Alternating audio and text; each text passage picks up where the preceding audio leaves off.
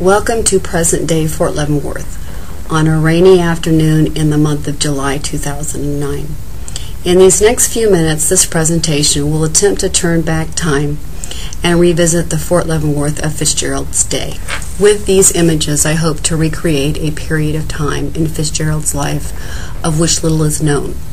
Perhaps this information will be of value to the Fitzgerald scholar by giving a perspective on three very important months of Fitzgerald's life.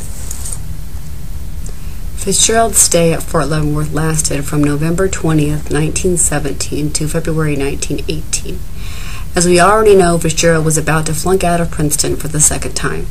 As American involvement in World War I deepened, he matter-of-factly told his mother he was going to enlist in the Army and wanted to serve his country. On October 26, 1917, he received his commission as an infantry second lieutenant officer for training as a foot soldier. Because Fitzgerald was still on the East Coast, he had time to custom order his officer's uniform from the famous Brooks Brothers department store in New York. We are all aware of this famous photograph where Zelda describes him as angel-like with wings on his shoulders. Now let's take our virtual trip back to Fort Leavenworth circa 1888. We will start with the housing quarters. This is a photograph of the enlisted men's infantry barracks. This is another photograph of the enlisted men's barracks circa 1910. Now let's examine the interior of the officers' quarters circa 1900. This is a photograph of a common sitting area that was shared between 4 officers. Each officer had a separate adjoining bedroom. As you can see, there was quite a distinction between the enlisted and officers' quarters. It is safe to say that Fitzgerald probably lived in a very similar, plush, decorated officer quarter. The next 2 photographs were taken this past summer. These buildings are the original red brick buildings of the artillery barracks built in 1908.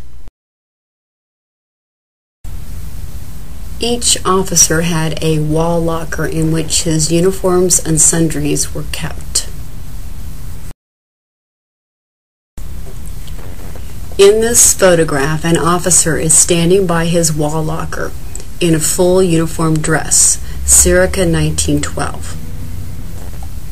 This photograph was taken in the Frontier Army Museum, located on the base at Fort Leavenworth. The display is of an original 1900 infantry uniform hat and shirt. From the archives of the Frontier Army Museum is a picture of an infantry officer with hat circa 1915. Even though there are no recorded photographs of Fitzgerald at Fort Leavenworth in this type of uniform, we have seen him dressed in a similar uniform at some of the camps he was transferred to after his stay at Fort Leavenworth. A separate display case at the Frontier Army Museum shows a young figure of a man blowing his bugle. Next to him is a very large original bugle that was used in World War I. Behind the 2 objects is a picture of the fort's infantry barracks. For a moment, let's take a look at what might have been an average day for Fitzgerald at the fort.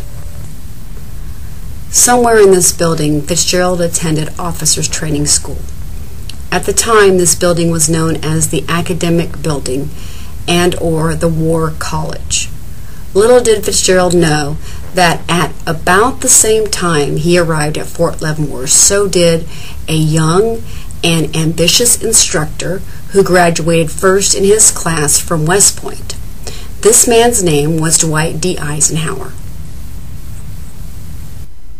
According to his Cullum biography, Captain Eisenhower was an instructor of provision officers at the Army Service Schools from December 1st, 1917 to March 1st, 1918.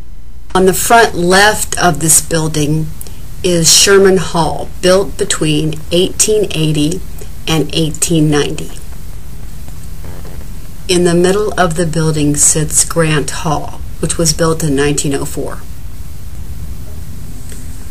Towards the back of this building is Sheraton Hall, which was also constructed between 1880 and 1890.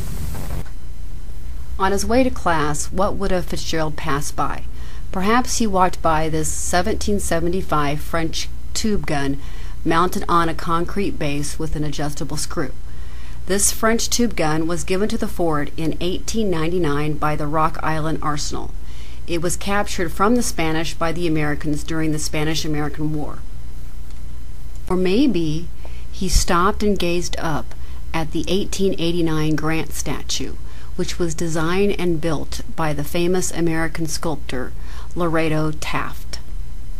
Because it was so close to the officers' quarters, Fitzgerald could not have missed walking by St. Ignatius. This beautiful Catholic church was built on the base in 1899. We know Fitzgerald was Catholic, but did he attend Mass?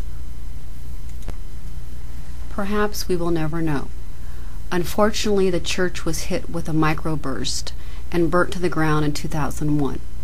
Any records of recorded church attendance also were destroyed by the blaze. A cornerstone marked with the year the church was built is all that is left, with a plaque dedicated to its memory. To the right of the stone is a church memorial garden. Along Fitzgerald's route was one of the oldest buildings on the fort, known as the Rookery. This building still stands today and is used as executive offices. In 1854, Governor Andrew Reeder set up executive offices and lived for a short time in the quarters known as the Rookery. The Rookery is said to be the oldest existing home in Kansas that has been used for its original purpose. When Fitzgerald went home to St. Paul for Christmas, he would have walked by this 1910 decorated gazebo on his way to the fort's own trolley station. The trolley station was built circa 1910. At the time, it was the fort's main source of transportation. Fitzgerald would have also taken the trolley into the town of Fort Leavenworth. The old trolley station is still in existence today. However, the fort has converted it into a laundry facility. This next area of the fort is where Fitzgerald and Commanding Officer Dwight D. Eisenhower must have spent a lot of time together. The parade ground was used for training exercises. It was also the place where soldiers lined up in parade formation any time